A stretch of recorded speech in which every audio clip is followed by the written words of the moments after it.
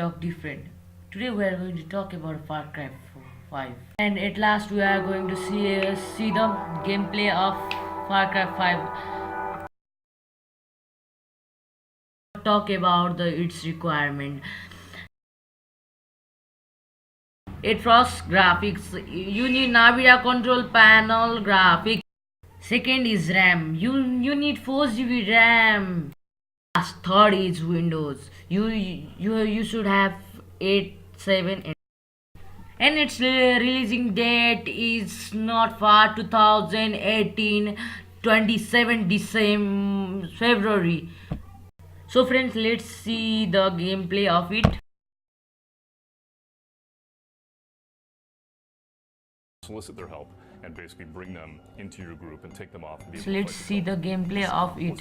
It is 5-star game. Them for the first time, they may not be a hero. They may not be somebody who's proficient at stuff, but after they need to be able to grow. So we want to be able to give you that so you can kind of build this group and go and fight. At the same time, we want fangs for hire. So we're going to give you Boomer. It's called fangs for hire with an S. So there's more than just Boomer. And we want to be able to make it so that you can have a pet, and you could take that pet. And what we learned in Primal was people really responded to the idea of being able to take this animal with you. So when you can take Boomer out and you can basically start to tag people, or just go off into the world and hunt with Boomer and have a great time, that's an experience we want. And then with co-op and friends for hire, we want to be able to bring that in and make it so that you fangs for hire, friends for hire. We want that whole system to kind of talk to each other and make it all work as one unit.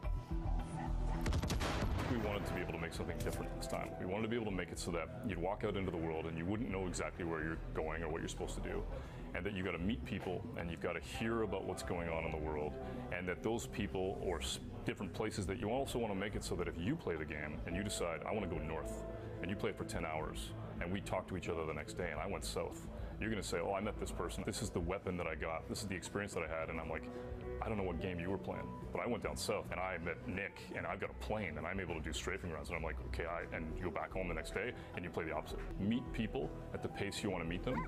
And if you want to play in the open world and just mess around and have a great time, you can. If you want to have an earnest story moment, you can. In an action bubble that's contained, you can. Seems like the idea of this game and the thoughts that are being presented in this game are topical for the time we have right now. What was interesting is that and you can talk about what you want to do, and then you have the opportunity to maybe trigger the anecdote factor in a unique way. And what we said to ourselves is, why can't we do that with the entire game?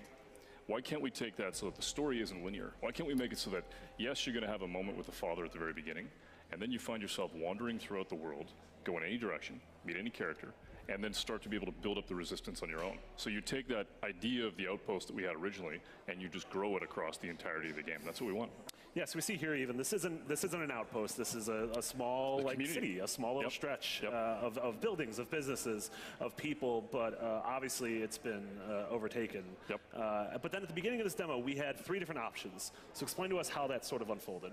Well, what we wanted to do is build a community. So what you got here is a small town. This is Falls End, and the options that we wanted to be able to give you is: do you want to go in and do it stealth, right? Do you want to grab Boomer and go in and basically tag everybody? And you know, we had a great experience in Montana where we were actually hunting with somebody, and they showed us their dog, and the guy turns to us and says, always trust your dog. And that thing made us think, okay, we need to put a dog in the game. Yeah. Boomer's perfect, but look, he's basically your companion. He goes around. If you want to be able to tag somebody, he can do that. But if you also want to kick things off and you want to send Boomer in to take a weapon and bring it back to you, you can do that. Yeah. So it's about how you choose. On the other hand, you could, if you want to, take Grace. And in that case, you know, she's fantastic. You get her up into a tower, or you put her on top of a building and she's got your back.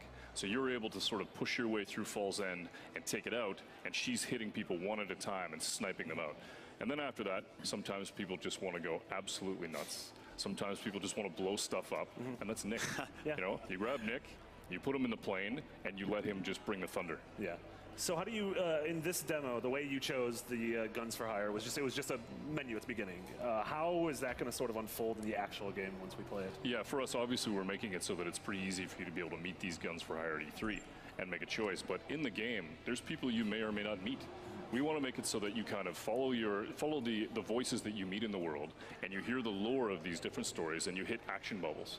And so if you go down into this region and you meet Nick, maybe you're going to hear a little bit about Grace, maybe not. Maybe you're going to go in and actually meet Mary May in the bar, and she's going to say, hey, maybe you should go talk to Nick. Or, you know what? this next mission, you have a dog. I mean, I think you need a dog, right? And then you go in and you get fangs for hire. Yeah. And it'll give you these little hints and breadcrumb things throughout the world that you can do to kind of build the experience. But again, it really depends on how you play. Are they going to try to hurt my dog? They are. They're literally. You're breaking my heart already, man. I don't want to hear all Bad that. people do bad stuff.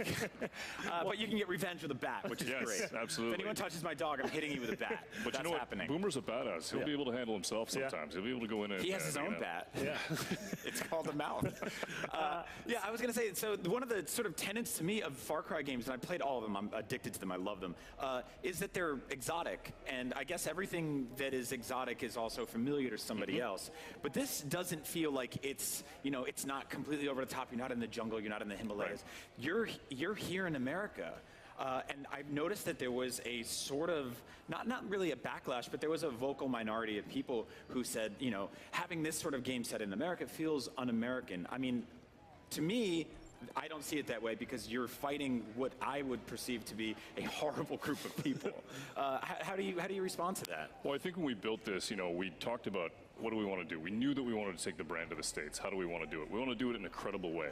And so we built an enemy. We looked at the idea of building our own Montana, and we built Hope, you know, so that it was our own space. And then we started talking about this idea of this father who believed that he had to save people. And even if they didn't want to save, even if they didn't believe him, and, you know, he didn't believe, basically saying that he was going to go in and take these people and bring them back. And people were like, look, I don't trust this guy. I'm not sure what this guy wants. But he says, souls don't harvest themselves. Yeah. He's got to do that. So I think when we built this space, what we really wanted you to do was to be able to go out into Montana, into Hope County, and meet regular people, regular Americans who don't want to be pushed around. And when we were in Montana, we actually met people who we really got the sense of they wanted to be left alone.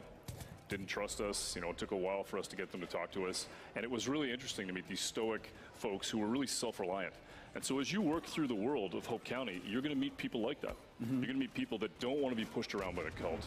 They don't want to be told what to do. They don't want to be taken. They don't trust the father, and they're going to push back. Sure. So that's the people that you're going to be building with and building this resistance with. You're going to be meeting regular people.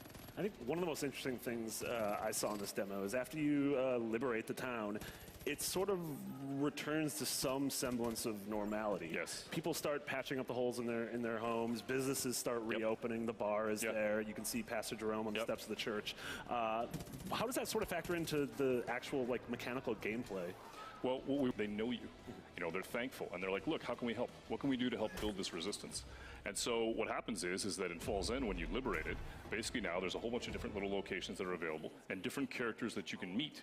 And they're going to say, hey, listen, I heard about Nick, or I heard about this other character, or listen, I'm hearing over the radio that there's something happening in the north. And this is what I know. Why don't you go up there and take a look? And you can. Yeah, whereas, you know, Far Cry games in the past, especially since 3, which I felt like sort of reshaped what came before it, very much had a similar loop of, you know, you would find a tower, you'd climb the tower, and then the tower would give you all the nodes of interest around you. That doesn't exist here. Correct. So how am I going to find things to hunt, points of interest, things to do? Honestly, that's where we wanted to make it really believable. I think if this story happened to any one of us, we wouldn't know anybody.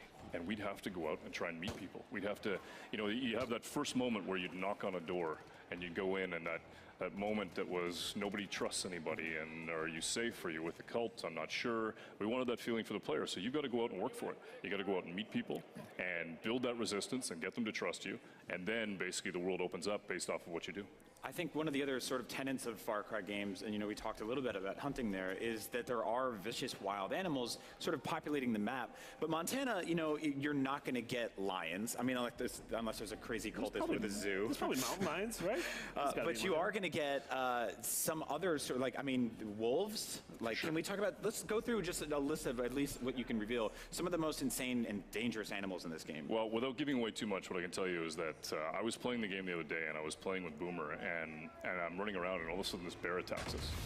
Right? Out of nowhere, this huge bear attacks us, and I'm freaking out, and all of a sudden Boomer basically barks at it and scares the crap out of it, and then the bear takes off through hayfields, and now we're hunting bears with Boomer. So what's really cool is that if you're out in the world and you have an animal like Boomer, it changes the balance, right? Just like you would if you had a dog. He's brazen, he's tough. If a bear shows up, if a wolf shows up, if another type of animal that I can't talk about shows up, he's going to be able to hold his own. And it's super cool to see him spin plates while you're doing other stuff. Yeah. What are some of the other side activities we'll be doing in Hope County? You know, aside from the murdering and liberating.